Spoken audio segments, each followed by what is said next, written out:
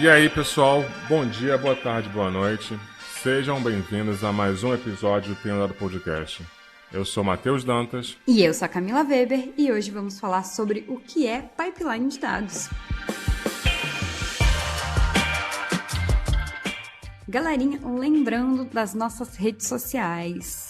Sigam a gente no Instagram, sigam a gente no LinkedIn, siga a gente na plataforma que você está escutando. Lembrando que agora no Spotify tem como avaliar os podcasts. Então, lembre de dar 5 estrelinhas pra gente lá no Spotify. E quem tiver interesse pode enviar sugestões também. Estamos sempre abertos a ouvir sugestões dos nossos ouvintes aí, beleza? Isso aí. Vamos pro episódio então.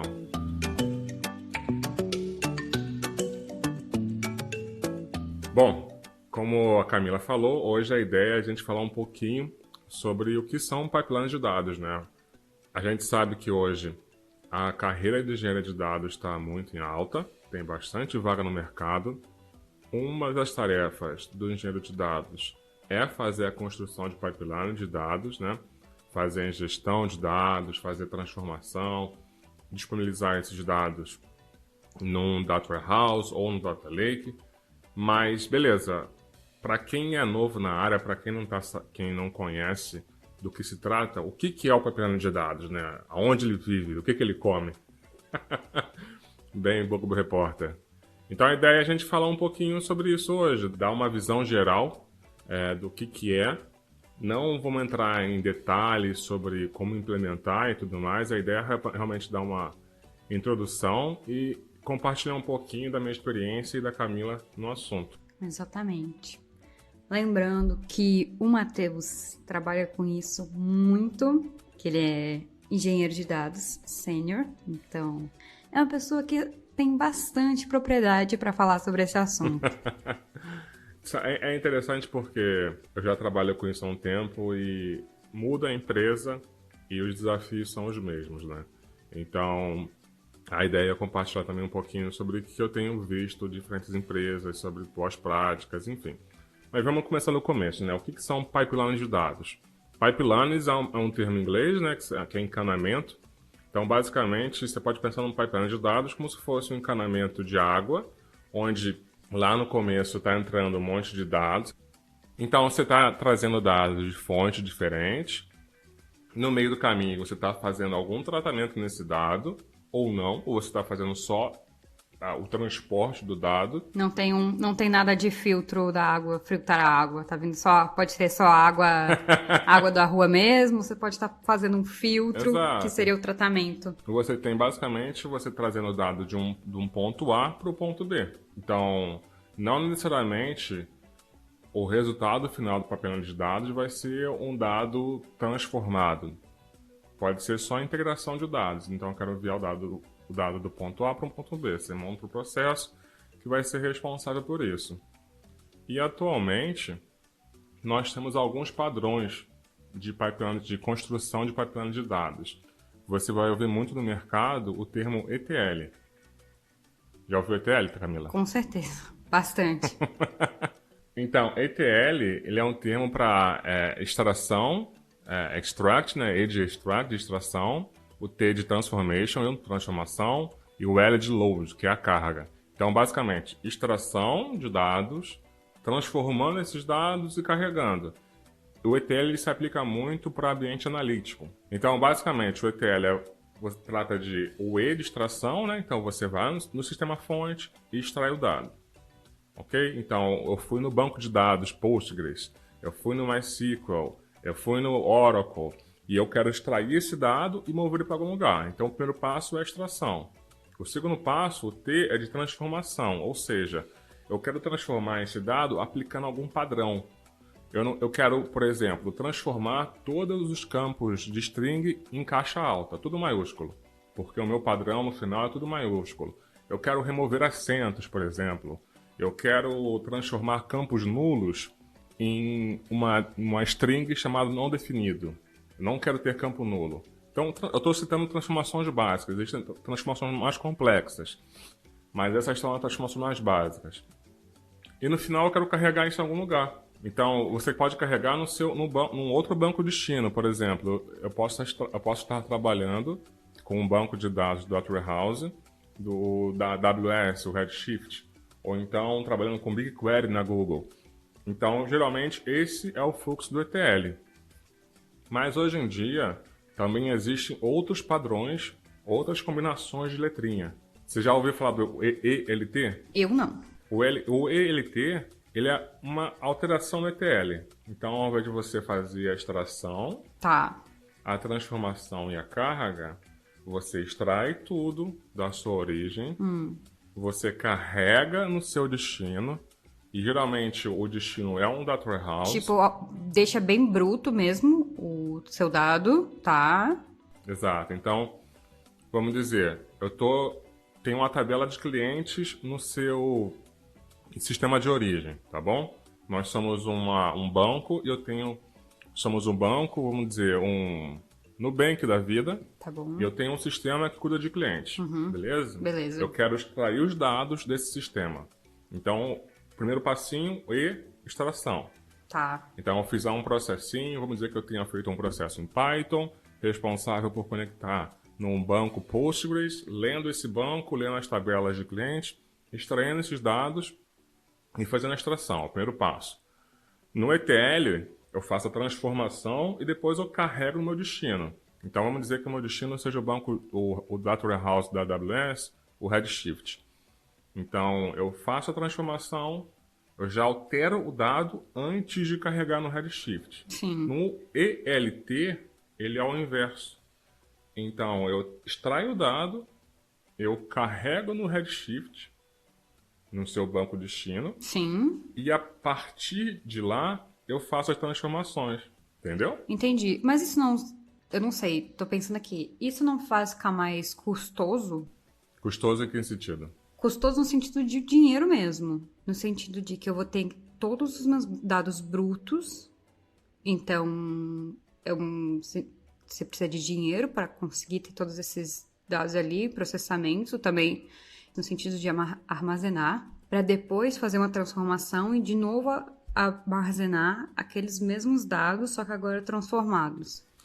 Então, realmente, se você for pensar que você vai armazenar todo e qualquer dado no seu Data Warehouse, o custo vai ficar muito alto, porque dependendo do seu Data Warehouse, você paga por armazenamento ou paga por consumo, entendeu? Então, o custo pode ficar alto. Então, por isso que geralmente, essa estratégia, ela é aplicada em fontes de dados que não são tão volumosas. Por exemplo, eu não vou fazer armazenamento direto no meu Data Warehouse de dados de navegação no website.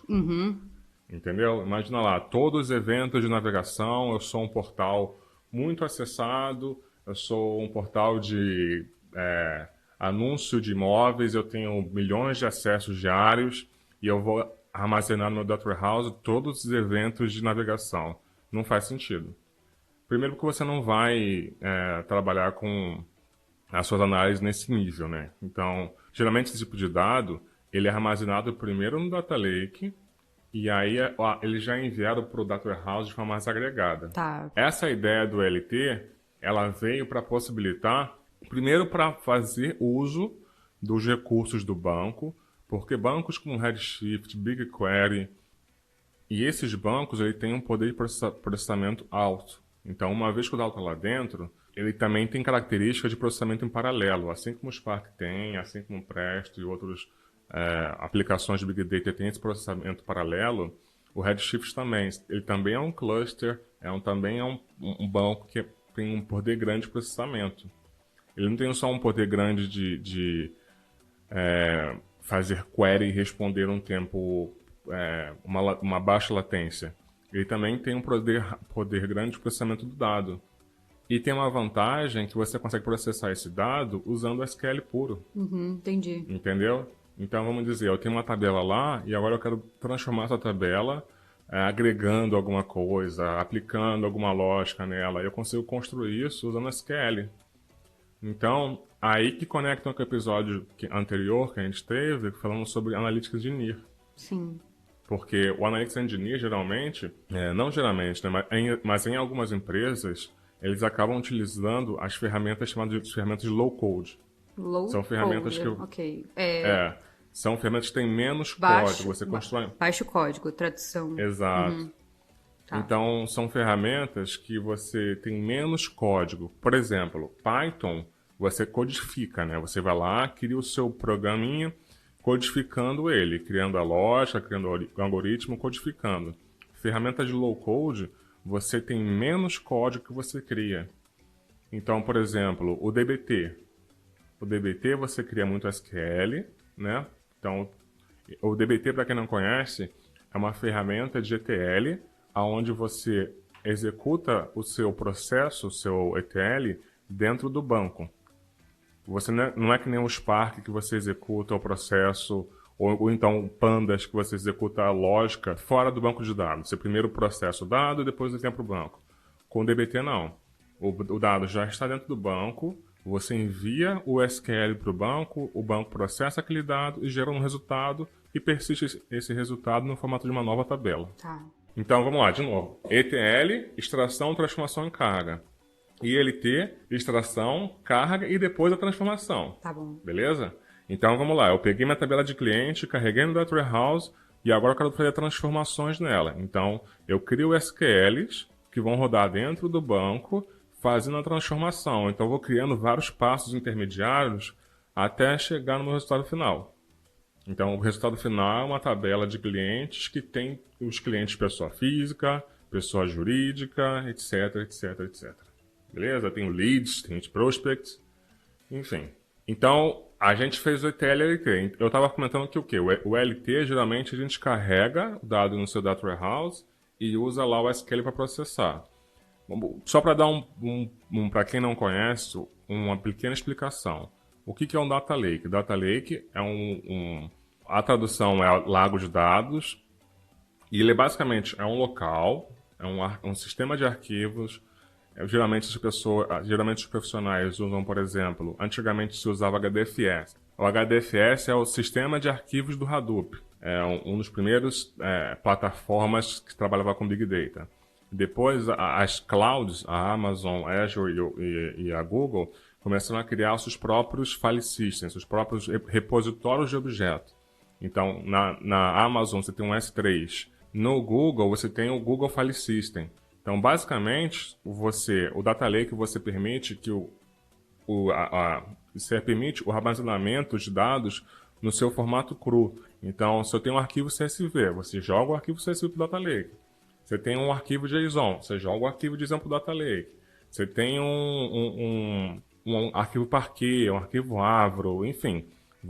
O Data Lake é você jogar o seu dado no formato cru dele para posterior processamento. Então você vai armazenando, guardando histórico para posterior processamento. Beleza? Beleza. Esse é um conceito bem básico de Data Lake. Conceito de Data Warehouse. Data Warehouse ele foi criado para consultas no ambiente analítico. Então, ao invés de você fazer uma consulta no banco de dados no banco de dados operacional que a aplicação está utilizando, de forma que você pode onerar a aplicação. Então, imagine, eu quero fazer um cálculo de quantos clientes ativos tem no mês. Eu estou rodando uma query na mesma aplicação no mesmo banco de dados que a aplicação está rodando. Uhum. Eu tenho uma competição ali, né? Sim. Eu tenho uma query pesada, lendo a quantidade de clientes, lendo todos os clientes, fazendo vários joins, e eu tenho a aplicação rodando, mandando... Falando diretamente com o usuário. Falando diretamente com o usuário. Então, o Data Warehouse ele foi criado para permitir que você pudesse enviar os dados para ele, guardar o histórico, fazer e tornar essa consulta analítica de forma rápida e não competindo com os recursos da aplicação. Também é uma explicação bem basicona, bem simplona, mas essa mais ou menos é a diferença entre Data Lake e Data Warehouse. Só que a diferença do Data Lake e Data Warehouse é que você não grava o arquivo cru. No Data Warehouse você tem tabelas. Então você não tem um arquivo JSON, por exemplo. Tem a tabelinha modelada, com as colunas, com índices, com primary key, enfim. No Data Lake você é mais flexível, você não precisa ter tabelas, você tem arquivos. Entendeu? Então essa é a maior diferença. Legal. Acho que é legal esse contexto. Então a gente falou sobre ETL, ELT e tem mais uma variação nessas letrinhas, que é o ETLT. ETLT.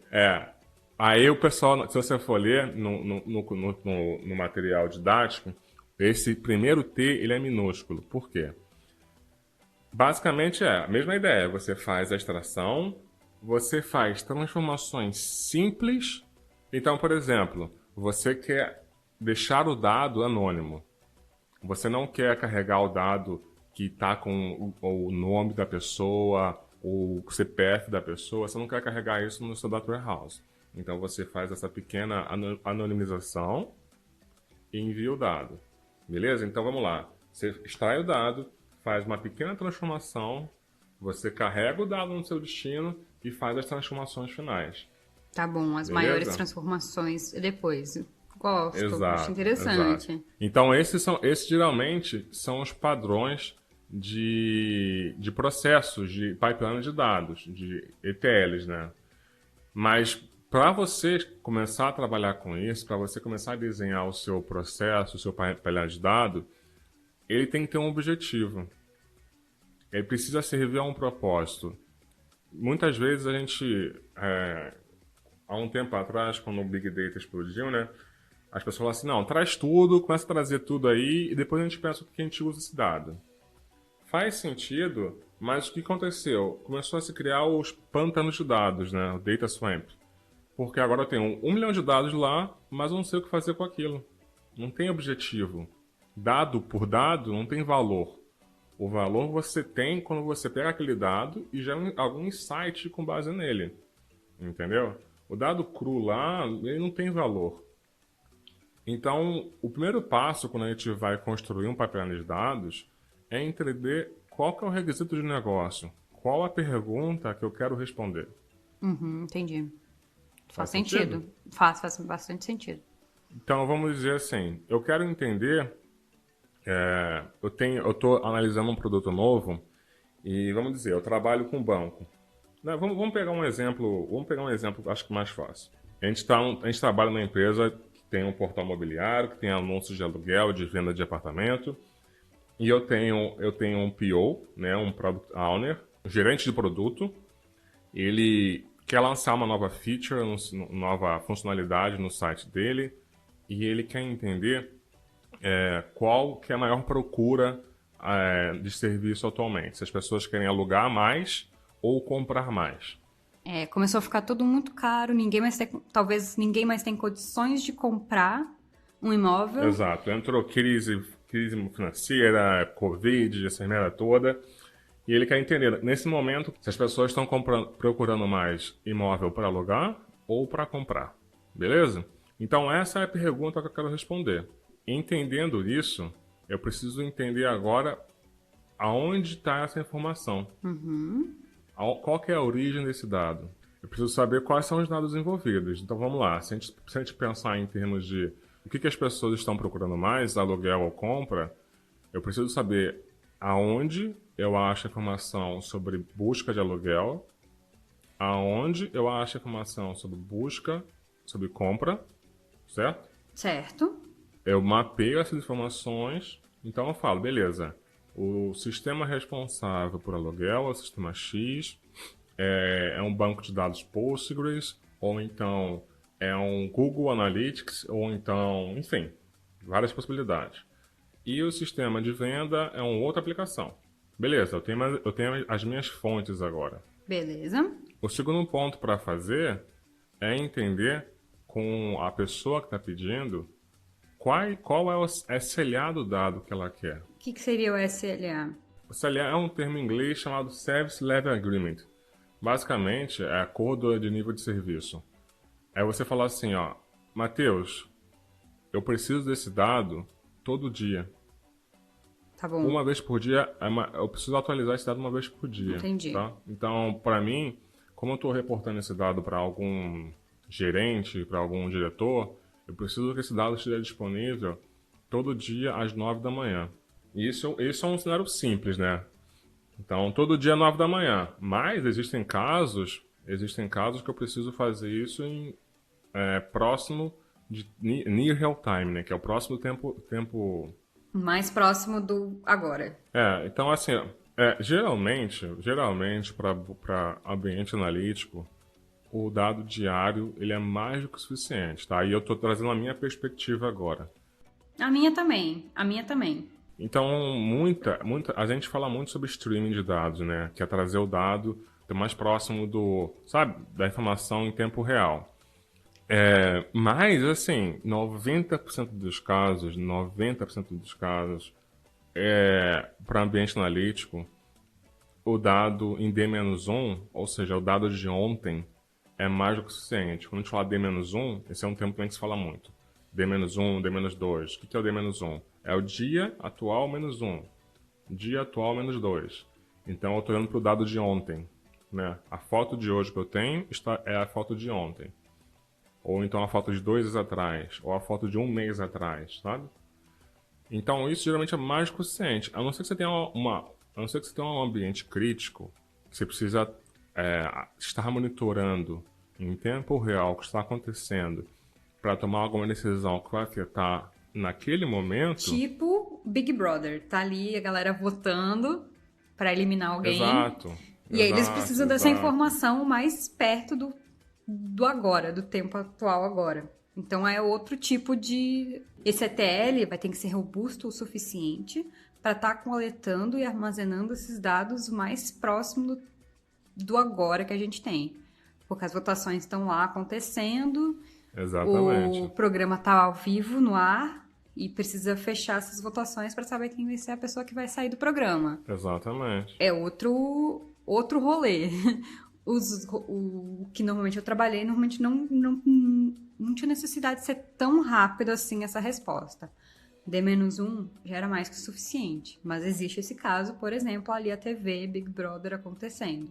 Exato. Esse exemplo que você deu é muito interessante porque a gente vê isso acontecendo, né? A gente vota e depois a gente vê o dado computado no final lá. 50% dos votos, sei quantos milhões de pessoas votaram para pessoa sair ou para pessoa ficar, enfim. No fundo ali, o que está acontecendo são pipelines de dados, pegando essas informações de votos, agregando essa informação e dando o resultado final. E isso é crítico, a resposta precisa ser muito rápida, entendeu? Porque imagina quantas pessoas votando... Simultaneamente. Exato. Entre eles finalizarem a votação e o resultado, precisa ser pouco tempo, né? Eles precisam pegar, validar tudo, deve ter alguma auditoria e pronto, deu a resposta. Então, isso por trás são pipelines de dados. Mas assim, e o SLA desse cara é tipo, deve ser 5 minutos, não sei. O dado precisa estar pronto em pouquíssimo tempo. Uhum. E isso precisa ser acordado no início. Então, Exato. A pessoa, quando ela vai construir o pipeline de dados, ela tem que saber, o dado tem que estar disponível, tratado e pronto para consumo em X tempo. Sim. Por isso que provavelmente eles pegam e falam, encerrou as votações, aí vai para o intervalo, para dar tempo de computar tudo ali. Não acho que seja o tempo de computar. Eu acho que é mais o tempo de auditar e validar, sabe? Porque... Entendi. Esse dado deve ser já agregado em tempo de ingestão. Mas eu não vou entrar na hipótese aqui de como é que o pipeline de dados do Big Brother funciona. Ai, quem trabalha aí com o pipeline do Big Brother, por favor, Exato, entre em contato com a gente, quero saber.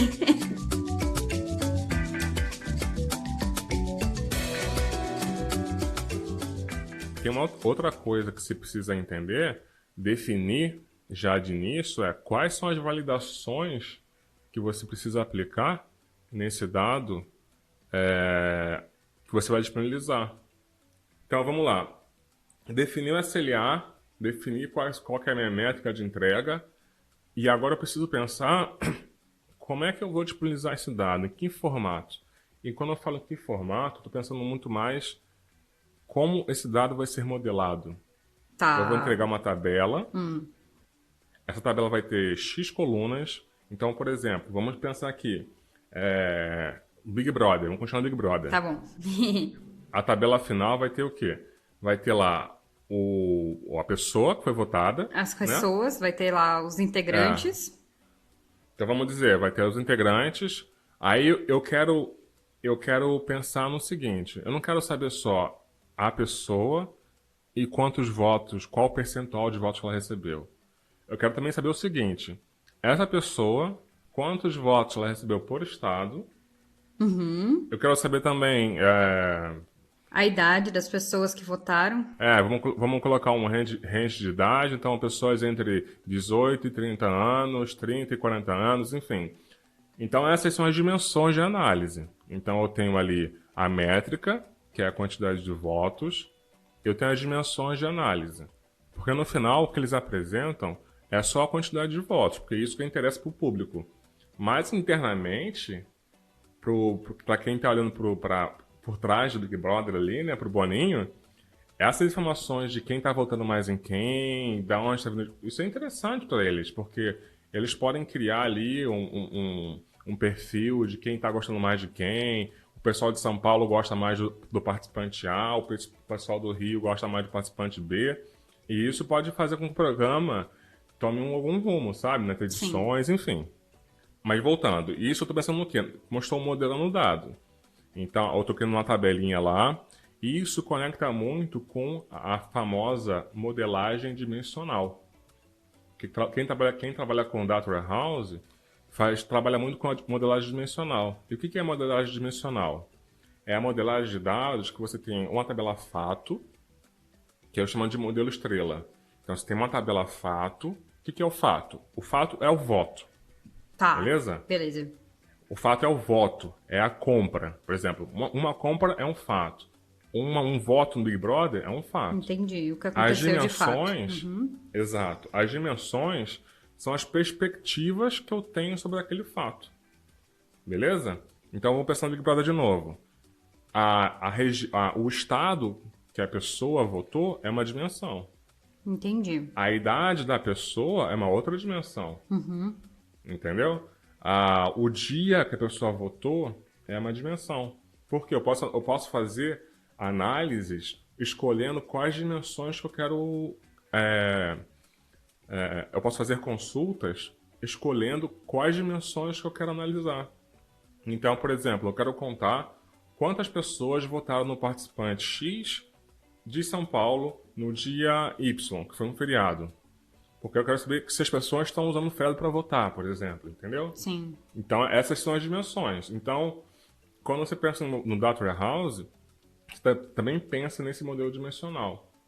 Então, isso é o resultado final do pipeline de dados. Eu não vou entrar aqui no detalhe de como pensar a modelagem, boas práticas de modelagem, porque isso é um outro assunto. Beleza? Isso a gente pode discutir, se vocês tiverem interesse, a gente pode discutir isso num outro episódio. Então, beleza. Pensei no meu então, vamos recapitular. Eu entendi que eu vou construir um ETL ou um ELT. Eu já sei quais são as origens do meu dado. Eu já sei se eu vou construir um processo, qual que é a latência desse processo, ou seja, em que momento esse dado final precisa estar pronto. Se é um dado diário, se é um dado mensal, se é um dado semanal.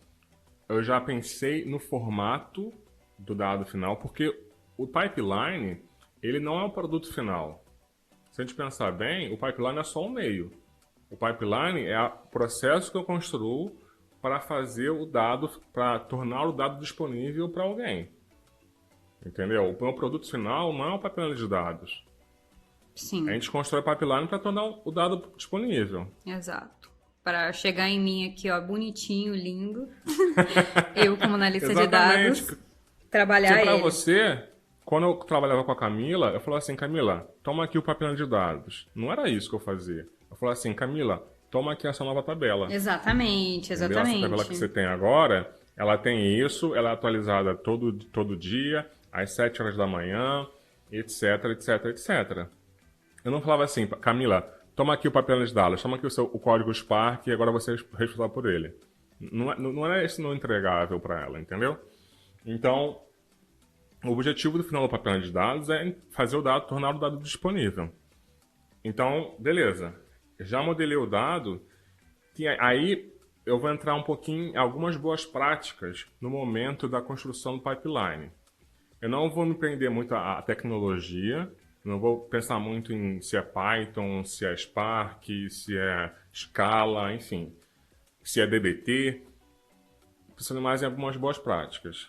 Existe uma boa prática, que é um termo muito interessante, que é a chamada idempotência. Quando eu aprendi isso, eu sempre perguntava, o seu pipeline é idempotente? O que significa idempotência? Idempotência é um termo matemático que basicamente é o seguinte, você tem uma função, beleza? Você tem lá a função x mais y, beleza? Beleza. A idempotência significa o seguinte, se x for 1 e y for 2, o resultado sempre será 3. Ok. Beleza? Eu posso fazer esse cálculo 500 mil vezes, vai ser sempre 3. Ah, entendi. Beleza?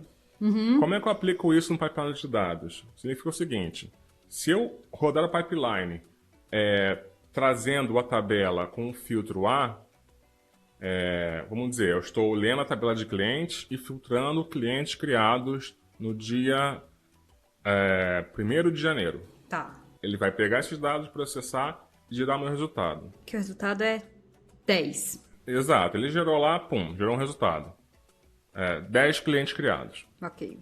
Se eu rodar o mesmo processo com o mesmo filtro, ele tem que gerar o mesmo resultado. Entendi.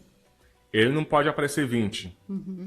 Ele não pode, por exemplo, duplicar registros. Entendi. Entendeu? Saquei. Legal. Se eu rodar o mesmo processo com os mesmos parâmetros, o resultado precisa ser o mesmo. Beleza. Como é que você faz isso?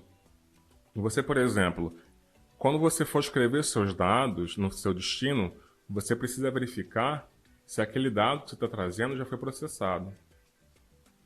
Uma prática muito simples de fazer isso é você fazer o seu overwrite, né? Você sobrescrever os dados que você vai carregar. Tá. Beleza? Então, por exemplo, eu tenho uma tabela final e eu quero calcular os clientes criados no dia 1º de janeiro. Tá bom. Então, antes de eu fazer a carga, eu faço uma limpeza nos clientes dia 1º de janeiro, beleza? Tá. E processo eles. Para quê? Para que eu evite duplicar o dado no meu destino. Entendi. Porque se eu não fizer essa limpeza antes, eu vou trazer 10 e se eu rodar de novo, eu trago mais 10. Entendi. Então, ao invés do resultado final ser 10 clientes criados, vai ser 20. Fez sentido. Então, a idempotência é algo muito importante quando você trabalha com pipeline de dados. Porque senão, imagina que você está escrevendo arquivos no seu sistema de arquivos, no seu file system, no S3, enfim. Aí você rodou uma vez, ele foi lá e escreveu os dados. Ele falou, putz, o processo está errado. Eu vou precisar rodar de novo. Deu um erro lá, precisa rodar de novo. Eles atualizaram alguma coisa, preciso rodar o processo de novo. Aí você vai, mas antes de rodar o processo, eu preciso entrar lá no S3, deletar os arquivos que existiam, e aí eu posso rodar de novo. Ou então, alguém acidentalmente rodou de novo, e você não sabia. Tá. Aí você pegou aquela informação, processou e gerou um número errado no final. Por quê? Porque o seu processo não era idempotente. Então, quando você rodou pela segunda vez, pela terceira vez, ao invés dele gerar o mesmo resultado, ele foi acumulando, ele foi acumulando com resultados anteriores e gerou um número final errado. Entendi. Então, sempre se pergunte como construir um processo idempotente. A outra boa prática é a parametrização. Tá. Parece ser algo simples, mas pensa no seguinte, eu tenho um sistema que processa dados do Brasil inteiro, mas eu construí aqui um processo que eu estava analisando somente São Paulo. Então, eu construí um processo que lê dados dos clientes de São Paulo e gera métricas para os clientes de São Paulo. Mas amanhã, alguém vai aparecer e vai falar assim, Matheus, agora eu quero ver isso para Rio de Janeiro. Você fala, putz, calma aí, deixa eu copiar esse processo agora aqui e agora eu vou fazer para Rio de Janeiro. Ainda quando a gente trabalhava juntos. Quando eu estava tentando montar um pipelinezinho, agora eu lembrei, veio aqui, ó, um clique. Exato, sempre deixar parametrizado. Então, mas é isso, a ideia é essa. Então, assim, E não é só... Um dos parâmetros que é muito importante é a data. Porque tem muitas pessoas que constroem pipelines usando como filtro o famoso current date, que é a data atual. Então eu falo assim, ó, me extrai todo mundo que foi criado current date -1, ou seja, todo mundo foi criado ontem. Sim. Beleza? Beleza. Aí você, num caminho feliz, numa situação comum, esse filtro funciona bem. Current date -1, beleza, sempre pega os dados de ontem. Mas aí, por algum motivo, alguém fez uma correção na origem. E você precisa extrair esse dado que foi criado 5 dias atrás de novo. Só que o seu processo está filtrando sempre current date -1. Ou seja, data atual -1, sempre dados de ontem. Como é que eu faço isso? A boa prática nesse caso é sempre deixar o processo parametrizado. Então, ao invés de você falar assim, traz a data de ontem e deixar esse current date no seu código, você fala assim, traz a data onde a data seja igual a esse parâmetro.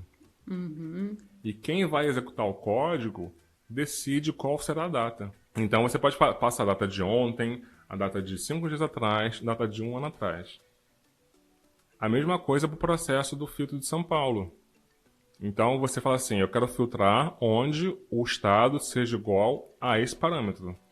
Porque se eu precisar filtrar para Rio de Janeiro, eu só mudo o parâmetro. É claro que vocês podem falar assim, pô, Matheus, mas por que ao invés de você filtrar por São Paulo ou Rio de Janeiro, você não traz tudo e agrega, enfim.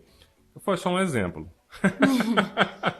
Foi só um exemplo. Mas o exemplo mais comum é a data. Então, nunca usar, por exemplo, o current date no seu filtro. Sempre parametrizar. Entendeu? Sempre parametrizar. Sempre deixe o processo mais parametrizado possível para que ele fique flexível, para que ele permita reprocessamento, para que ele permita ser reutilizado em diferentes situações. Eu comecei a fazer isso, inclusive, quando eu precisei fazer, sei lá, dashboard, sabe? Ah, entendi. Ultimamente eu não tenho mais que fazer dashboard, mas teve uma época que precisava fazer muito acompanhamento. E aí tava sempre meio fixo, assim, as minhas datas. Depois disso eu comecei a deixar a pessoa que precisasse olhar o dashboard, escolhesse qual é a data que ela quer. Enfim, justamente para... entendi, Porque às vezes entendi. passava Legal. um tempo, a pessoa precisava olhar de novo, ou fazer algum acompanhamento, aí ela queria ver de forma diferente. Aí eu fiz essas mudanças depois daquela aula que o Matheus deu sobre pipeline, eu usei isso para outras coisas. Então, eu achei que foi muito bom. Ajuda bastante mesmo. E é engraçado, porque essas práticas são práticas comuns em engenharia de software. Entendi. Parametrização e tudo. Então, são coisas que, para dados, a gente não é tão comum. Não, entendeu? Não é. Assim, pelo menos nas minhas experiências de todas as empresas que eu passei, realmente não é uma coisa muito comum parametrizar. E tem uma outra boa prática que as pessoas, quando constroem pipelines, precisam prestar atenção, é tornar aquele pipeline escalável. Entendi. Entendeu? E o que eu quero dizer com escalável? Vamos dizer, hoje você tem uma empresa que está processando lá 100 registros por dia. 1000 registros por dia, tá bom? Então eu tenho lá, por dia, 1000 compras. Só que a sua empresa está crescendo. Depois de um mês, essas 1000 compras viram 5000. Eu tenho um exemplo que estava acontecendo isso no lugar que eu trabalho. Começou uma nova funcionalidade para fazer o processo de alugar um imóvel online. Começava, você achava um imóvel, que você procurava lá no portal, se interessava, pedia para agendar pelo próprio portal, depois se fazia proposta, se fazia negociação, tudo pelo portal. Não precisava ir num cartório, não precisava fazer... Enfim, todo o processo é online, tá?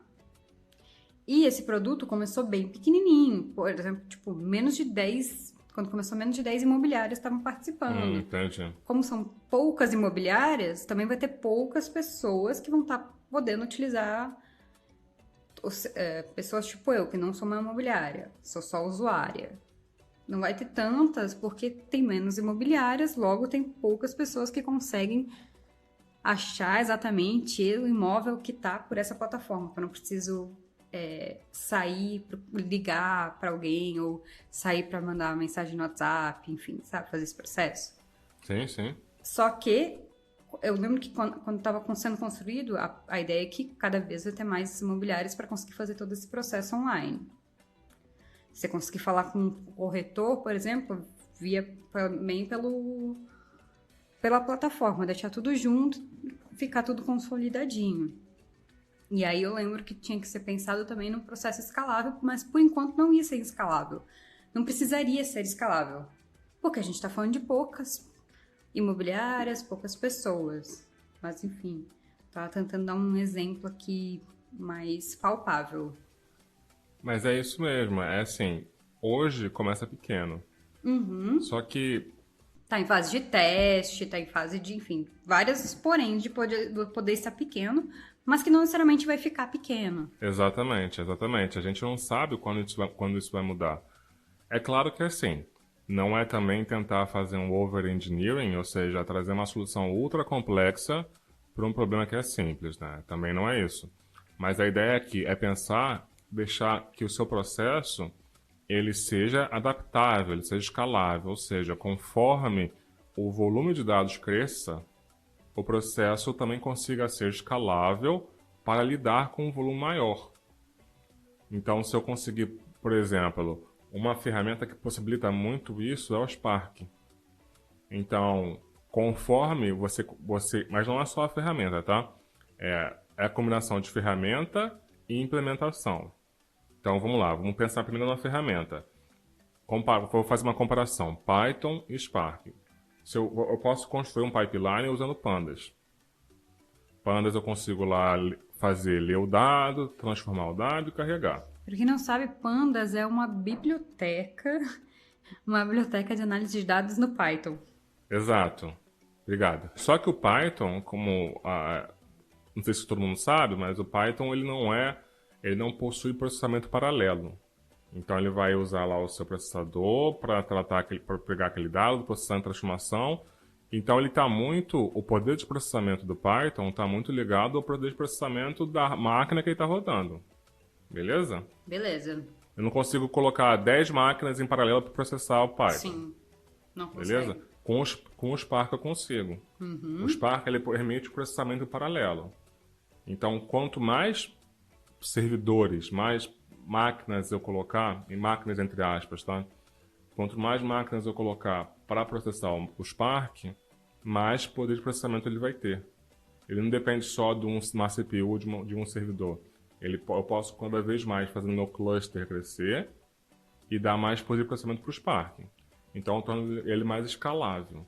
Então, o primeiro ponto é, quando for pensar na solução, pensa no volume de dados que você está processando e no volume de dados que você pode processar no futuro. Tá? Se eu estou processando somente uma base de dados que a projeção dela não é crescer, vai ficar ali sempre naquele volume, sempre pouquinho e tudo mais, não tem por que usar uma solução para processamento paralelo. Mas se eu estou pensando numa solução, igual a Camila já falou, que é um produto que está nascendo agora, mas que em pouco tempo já está processando muitos dados, já vale a pena pensar numa tecnologia que permite que a solução seja escalável. Beleza? Beleza. Eu comentei do lado da tecnologia, mas como eu falei, também tem a implementação. Por exemplo, a solução mais simples para a extração de dados, para fazer um ETL, é você extrai tudo, processa tudo e regera tudo todo dia. Então eu quero calcular quantos clientes foram criados. Eu trago todos os clientes, faço os cálculos e mostro para o número final. E eu faço isso todo dia. Então, basicamente, eu não preciso filtrar, não preciso fazer nada. Eu trago tudo, processo tudo e faço tudo. Tá bom. Isso é fácil, é rápido, porque eu reconstruo a minha tabela todo dia. É rápido, entre aspas, tá? É mais fácil. Só que isso não é escalável. Isso funciona até um certo limite, mas vai chegar um momento que o seu processo não vai mais dar conta. Ele vai demorar horas para terminar. Se você está reconstruindo tudo todo dia, mesmo sendo somente uma parte pequena do dado que foi alterada. Ou seja, se eu tenho 1 milhão de registros e só 1.000 foram alterados no último dia, por que eu estou processando 1 milhão de registros? Entendi. Uma boa prática é fazer com que o seu processo seja incremental. Então, ao invés de ele ser full, ou seja, completo, processando tudo todo dia, ele vai processar somente o que foi alterado, somente o delta. A gente chama de delta, né? Então, basicamente, o delta é o quê? É o que foi alterado de um dia para o outro, de uma hora para outra, de uma semana para outra, dependendo da periodicidade do seu processo. Tô imaginando aqui que é desde o momento que eu fiz esse processamento, aí o delta seria, fiz o processamento dia 12, meio-dia, e aí o delta vai ser a data que eu tô indo processar de novo até esse dia 12, meio-dia. Esse é meu delta. Exatamente. É basicamente o que aconteceu no intervalo do processamento do meu processamento anterior para o processamento atual. Beleza. Entendeu? E como é que eu faço isso? Geralmente, a gente tenta utilizar as datas que são disponibilizadas na origem. Então, hoje em dia, existe uma boa prática que quando os engenheiros de software vão criar as tabelas, vão modelar as tabelas dos seus sistemas, eles utilizam duas datas. A data de criação do registro e a data de atualização do registro. Por exemplo, a data que efetivamente eu votei na pessoa para sair do Big Brother e a data que foi computado. Não, pensa no seguinte, ó. Pensa no seu cadastro. Vamos lá. Vamos dizer que você se cadastrou na Globo.com para votar no Big Brother. Tá bom. Tá? A data do cadastro é a data que foi criado o seu registro. Este podcast não está sendo patrocinado pelo Google. É só um exemplo, tá? Tá, então, a data que eu me cadastrei lá. E essa é uma data. Isso, exato. Aí você preencheu a primeira data de criação do registro. Dia 12. Aí, aí eu vou extrair esse seu dado lá no dia 12 e carreguei no meu destino. Aí eu tenho lá o registro da Camila criado no dia 12. Só que no dia 15, você foi e alterou o seu e-mail. Tá bom. Não sei.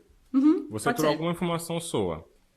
Então, você foi criado no dia 12, mas no dia 15, o seu registro foi alterado. Tá bom. Então, a data de atualização do seu registro vai ser dia 15. Isso significa que o seu registro foi alterado e eu preciso extrair esse registro novamente porque tem alguma coisa diferente nele. Entendi. Então, eu preciso atualizar o meu destino com a nova informação que a Camila providenciou, que a Camila compartilhou. Entendeu? Entendi. Então, esse grupo de data de atualização e data de criação ele é muito importante para possibilitar essa extração incremental. Nem sempre é possível fazer isso, tá? Existem vezes que você não tem como identificar qual que é o delta. Você não tem nenhuma data, nada que identifique que o registro foi alterado ou criado. Tá bom. Mas aí o que você faz? Você extrai tudo, tá, mas você não processa efetivamente tudo. Tá. Você faz a identificação do delta no seu lado. Entendeu? No seu lado no momento de processamento, por assim dizer. Você faz uma comparação Entendeu? com o que você Exato. tem e com o que você tinha. Exatamente. Entendi. Então, basicamente, eu comparo o que eu tinha antes com o que veio e eu falo, beleza, eu tenho 1 milhão de registros. Eu recebi 1 milhão e 100. Então, eu sei que tem 100 novos caras aqui. Tá. E pode ser que, além desses 100, mais 100 foram alterados. Uhum. Então, o meu delta é de 200. Tá bom. Entendi. Entendeu? Uhum.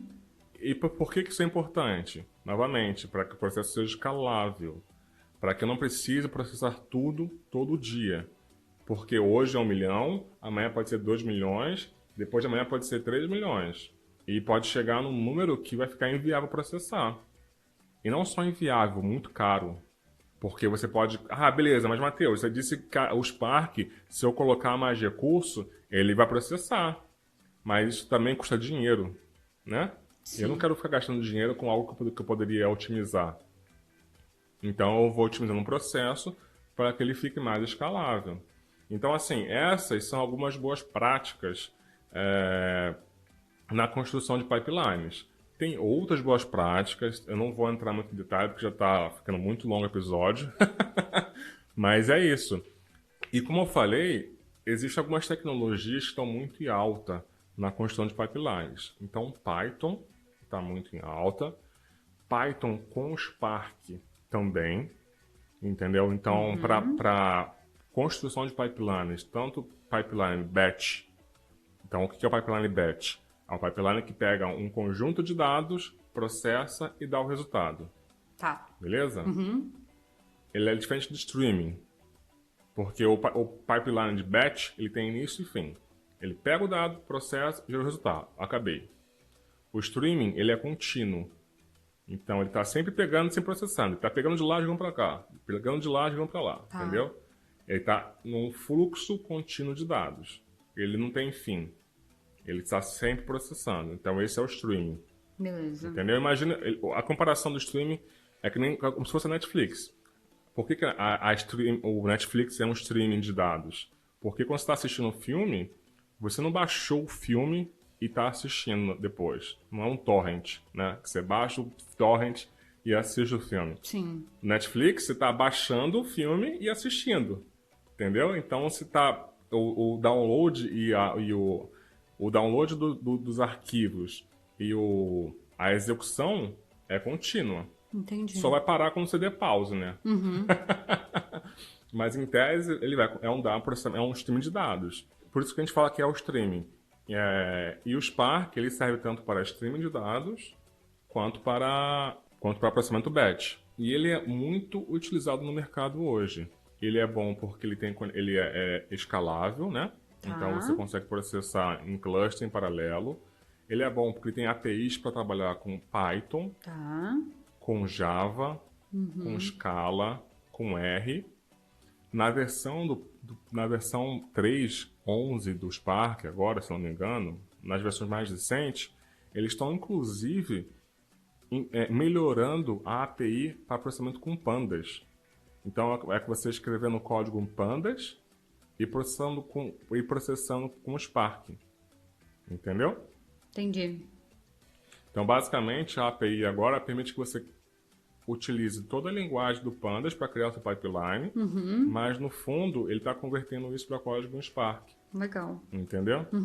Então, assim, ele é uma ferramenta muito utilizada hoje no mercado, a combinação de Python com Spark, mas para processamento mais crítico, para streaming muito volumoso de dados, o Scala ele é mais pedido, porque em termos de comparação de performance, como o Scala ele é a linguagem nativa do Spark, ele tem alguns ganhos de performance nisso. Entendi. Entendeu? Então, quando você vai processar grandes volumes de dados, fazer streaming pesado, o Scala muitas vezes ele é o ideal. Mas, como eu disse, existem outras ferramentas para fazer a construção de pipeline de dados. Existe o DBT, porque aí o DBT você vai fazer a construção de dados usando SQL. Existe Fivetran, enfim, existem várias outras ferramentas.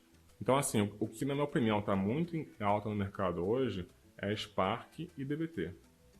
Spark para processamento em paralelo, com Python e tudo mais, e DBT para fazer ELT, ou seja, processamento dentro do banco de dados. Beleza. Dentro do Data Warehouse, para fazer modelagem de dados, etc. Entendi. Beleza? Boa. E tem um último ponto que eu queria citar, que é um ponto muito importante e que é um ponto que ele muitas vezes não é levado não sei se levado a sério, mas ele não é considerado quando as pessoas fazem a construção de pipeline de dados, que é a parte de testes. E aí eu vou falar bem rápido, porque testes é um assunto muito amplo, práticas de testes e tudo mais, mas tem 2 testes que eu acho muito importantes que as pessoas considerem no momento de construção dos dados. O primeiro é teste unitário. Então, o que é teste unitário? Você testar se o seu código está funcionando. Então, vamos lá. Eu tenho um pipeline que calcula quantidade de clientes. Então, eu criei minha função com toda a lógica responsável por calcular a quantidade de clientes. Tá bom. Eu vou criar um teste que vai validar a lógica. Então, eu vou falar assim, ó. Eu tenho esse dado mocado, que é o mock? É um dado fake, é um dado falso. Então ele vai falar assim, ó, quando eu entrar com esse dado, eu vou entrar lá, 10 registros criados na mesma data. Quando eu entrar com esse dado, o resultado tem que ser, nessa data, o total é 10. Tá bom. Então eu falo qual que é o meu input, qual que é a minha entrada, eu falo qual que é o meu resultado esperado e eu comparo com o resultado que a minha função, a minha lógica gerou. Entendeu? Sim. Então, basicamente, eu estou validando se a minha lógica está fazendo o que eu espero que ela faça. Entendi. E por que isso é importante? Porque, mas Matheus, eu testo no processo, eu crio meu processo, eu rodo ele e valido no meu olho lá, tá? Gerou o resultado esperado. Primeiro, isso toma muito do seu tempo. E segundo, se depois alguém fizer uma alteração no seu processo, como é que essa pessoa garante que o que estava funcionando antes continua funcionando?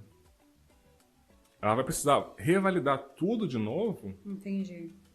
Com esses testes, esses testes fazem com que você tenha a segurança de falar assim, cara, eu posso alterar esse código porque eu sei que se eu alterar alguma coisa, que quebrar algo que já existe, o teste vai me falar. Sim. Eu não preciso ficar com medo de alterar o código, entendeu? Não preciso ficar com medo de alterar o processo. Entendi. Então, criação de testes no seu código é muito importante. Mas também o teste no dado. Porque o seu código pode estar certo, a sua lógica pode estar certa. Mas se o dado de entrada não estiver vindo conforme o esperado, Vai dar ruim. aí não vai dar ruim. Então, você criar testes, aí existem várias ferramentas para isso, tá? Uma ferramenta que eu gosto muito é o Great Expectations. É uma ferramenta que você fala assim, ó, eu espero que esse dado que eu estou recebendo, ele tenha 10 colunas, a coluna de nome seja do tipo string, que a coluna de nome nunca seja nula, que o campo idade tem idades entre 18 e 100 anos. Então, se aparecer a idade de 1000 anos, é algo errado, entendeu? Então, você faz o teste do dado. Você valida se o dado que está entrando É o esperado. está saindo conforme esperado. Está vindo conforme esperado. E não só o que está entrando, também o de saída. Entendi. Depois da transformação. Exato. Saquei. Entendeu? Então, existem ferramentas, o SodaSQL, Great Expectations e outras que podem ajudar você a implementar teste no dado. Massa. Entendeu? Sim. Bom, é isso. Então, assim, isso era o que eu tinha um pouco para compartilhar hoje, para falar sobre pipeline de dados.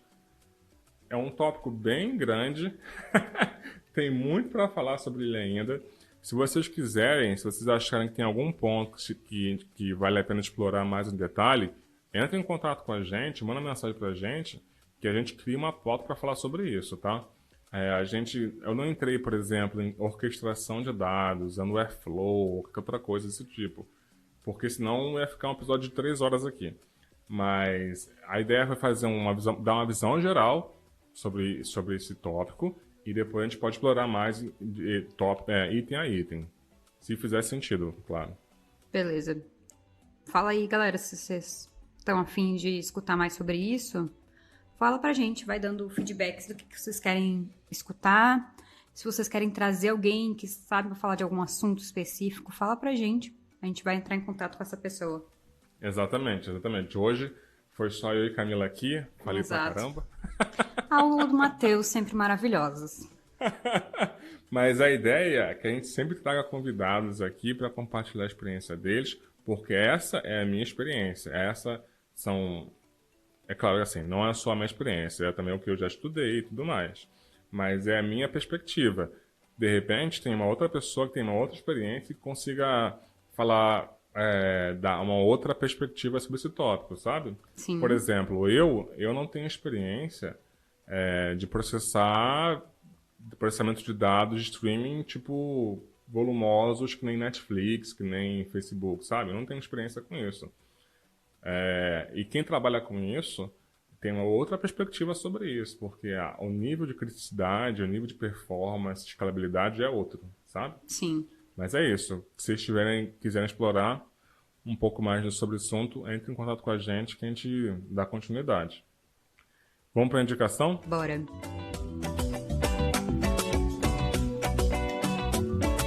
Matheus, quais são suas indicações de hoje? Bom, vamos lá. Eu tenho 3 indicações hoje. São 3? 4, na verdade. Tenho 4 indicações hoje. A primeira é um podcast que voltou. Eu falei com você. Já sei qual é. É. Recomendo também. Projeto Humanos. O Projeto Humanos voltou. A última temporada deles foi assim, falar que foi sensacional é meio bizarro, porque não é história fictícia. Exato. Né? O caso Evandro foi um caso que ocorreu, né? Um assassinato de uma criança. Mas ele é um podcast sobre true crime, né? Então são crimes reais e eles fazem toda a investigação, né?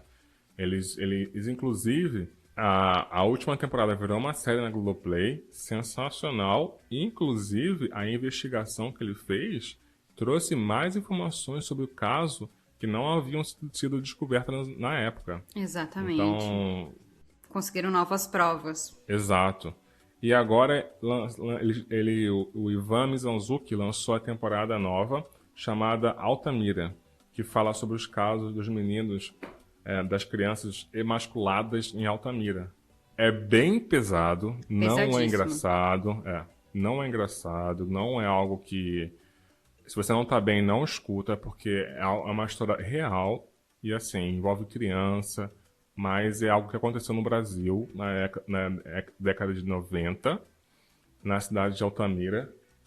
E assim, vale a pena escutar, mas esteja preparado, tá? O segundo que eu queria indicar é um livro que eu li recentemente. Eu não lembro se eu já indiquei aqui, mas ele chama Data Pipelines Pocket Reference. Novamente, infelizmente, é um livro em inglês. É um livro pequenininho, falando sobre boas práticas na construção de pipelines de dados. Então, legal. Inclusive, a ideia do episódio que a gente fez veio dele também. Ele tem falar de boas práticas, falar sobre esse negócio que eu comentei sobre ETL, LT, sobre criação de testes, sobre orquestração, enfim. Então, o autor dele é o James Densmore, da O'Reilly, a editora, né? Editora O'Reilly. Enfim, recomendo a leitura para quem quer se aprofundar um pouco mais no assunto de pipeline de dados. A terceira indicação é uma série da Netflix. Essa daí é para quem quer relaxar a mente, não quer pensar em tragédia ou nada sério. O nome da série é Isso é um Bolo? Então, basicamente, é um reality... Não conhece? Não. Eu recomendo. Se você quiser dar uma relaxada, sensacional. É um reality show onde confeiteiros, eles fazem bolos que se parecem com objetos reais. Entendeu? Então, aí cada um faz o bolo, aí vem os jurados, eles apresentam 5 objetos. Então, por exemplo, 5 bolas no palco. Dentre essas 5 bolas, uma é um bolo. Então, os jurados precisam adivinhar qual que é o bolo, entendeu? Ganha o confeiteiro que conseguir enganar os jurados. É sensacional, assim, sensacional. A gente ficou aqui em casa assistindo, tentando, porque você não sabe qual que é o bolo, né? Eles fazem lá e no final você não sabe qual que é o bolo. Uhum. Então você fica tentando adivinhar qual que é o bolo. E assim, você tem só, 20 segundos para adivinhar, entendeu?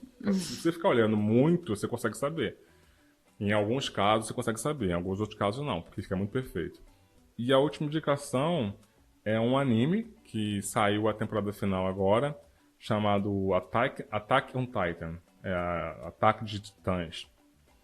É muito interessante, estava muito em alta recentemente. Não vou tentar explicar porque é meio complicado, são titãs, que são seres gigantes que comem as pessoas, enfim. Pra quem curte anime, vale muito a pena assistir. Boa. E você, Camila? Quais são as indicações? Eu tenho uma indicação. Eu adoro Twitch, tá? Eu sou a pessoa que adora assistir live na Twitch. Então vai ser um canal na Twitch que eu gosto bastante, que é História Pública, que é um canal dedicado à informação, ao debate e análise política feito por um historiador marxista-leninista. Adoro as lives dele.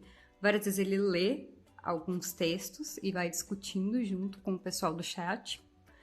Eu gosto bastante, curto ficar vendo esse canal na Twitch.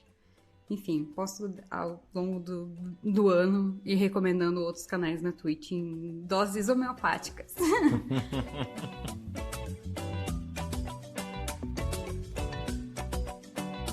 Beleza, então, gente, obrigado de novo. Ah, uma novidade, para quem não percebe, para quem escuta a gente e conseguiu perceber, a gente está de editora nova, então eu queria dar um grande agradecimento para ela, Ana Caroline, que é a nossa nova editora. Ela está cuidando dos nossos episódios agora. Vocês podem perceber que a qualidade aumentou consideravelmente, né? Maravilhoso. Então é isso. Muito obrigado por ter ficado até aqui. Matheus, vamos finalizar com qual música hoje? Para finalizar, vamos ficar com o Rodo Cotidiano, do acústico do Rapa, junto com a Maria Rita, para matar a saudade. Massa. Era um rodo cotidiano. Espaço é curto, quase um curral. Na mochila amassada, uma quentinha abafada. Deu troco a pouco.